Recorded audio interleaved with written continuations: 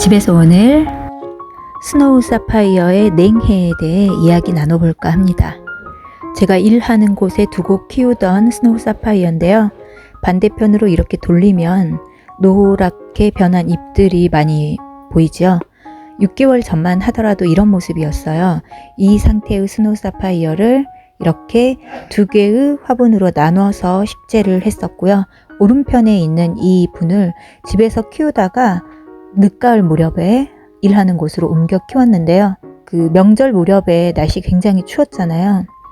명절 지나고서 보니까 이렇게 냉해를 입었더라고요. 건강한 스노우 사파이어의 잎은 이런 모습인데 냉해를 입은 잎은 이렇게 좀 투명한 듯 얼면서 노랗게 변합니다. 스노우 사파이어를 키울 때 가장 주의해야 할 점을 손꼽으라고 한다면 아무래도 추위가 아닐까 합니다. 주거시설과 달리 일하는 공간은 퇴근 후에 기온이 급격하게 떨어지는데 워낙 제가 사는 지역이 따뜻한 남부지방이다 보니 제가 좀 방심했던 것 같아요. 발견하고는 급하게 집으로 옮겨와서 가장 심각했던 잎을 한 서너 개 떼어주고는 일주일 정도 지켜보았지만 회복 불가. 그래서 그 잎을 정리해 보려고 합니다. 원래 이렇게 튼튼한 줄기가 굵게 잘 자랐었는데요. 냉해를 입고 난 이 잎들을 제거하면 잎이 한 3장밖에 안 남을 것 같아요. 원래 한 10장씩 붙어 있었는데요. 반대쪽 면은 냉해 입은 잎이 적거든요. 그런데 이쪽이 카메라가 향하고 있는 이 부분에 유독 냉해 입은 잎이 많은 이유는 제가 일하는 공간의 창가 쪽에 바로 이 부분이 향하고 있었거든요. 창 틈으로 새어 들어온 찬바람을 직격탄으로 맞았겠죠. 그래서 같은 화분인데도 한 화분인데도 바로 창가와 가까이에 있는 쪽에 이 잎들이 심각하게 냉해를 입은 거죠. 기온이 차츰 올라가고 있고 곧 봄이 오긴 하지만 3월에도 가끔 기온이 뚝 떨어지는 날이 있으니까요. 우리 끝까지 방심하지 말도록 해요.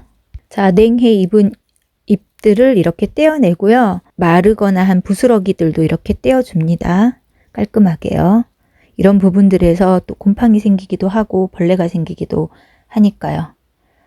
잘 자란 그 줄기는 이렇게 굵은데 점점 위로 갈수록 좀 가늘죠. 아마도 제가 일하는 곳에 데려간 뒤로 좀 환경이 마땅치 않았던 것 같아요. 조금이라도 노랗게 변한 잎들을 다 떼어주었습니다. 다 떼고 났더니 좀 휑하게 변하더라고요. 이게 19장 그리고 전에 서너 장 떼었으니까 총 23장 뗀 거죠. 그리고 다 떼었구나 하고 보니 또 한 장이 발견이 돼서 한 장 더 떼었습니다. 냉해 입은 잎을 총 20장 이상 떼어냈습니다. 22장, 3장 정도요. 남은 잎을 세어봤더니 40장 정도 되더라고요. 원래 있던 잎의 3분의 1 가량을 떼어낸 거죠. 그래서 굉장히 좀 허전하고 휑한 모습을 보이기는 하는데요. 잘 키워서 다시 풍성한 예전의 모습으로 만회해야겠지요. 이제 물 줄 때가 다 되었기 때문에요. 물을 주려는데 저는 나무젓가락을 이용하기보다는 손으로 직접 확인을 합니다. 흙을 깊숙이 손을 넣어서 안쪽까지 잘 말라 있으면 물을 주는데 이 화분이 물구멍이 따로 없어요. 그래서 물을 잘 조절해서 주지 않으면 이렇게 흙이 흥건하게 젖고는 합니다.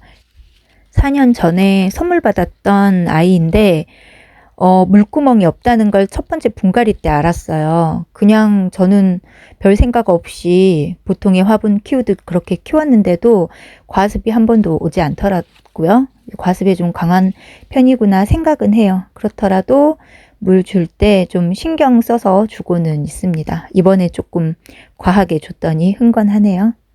겨울이 얼마 남지 않았지만 끝까지 좀 매일 잘 살펴보면서 우리의 소중한 식물들을 키워봐야 할 것 같아요.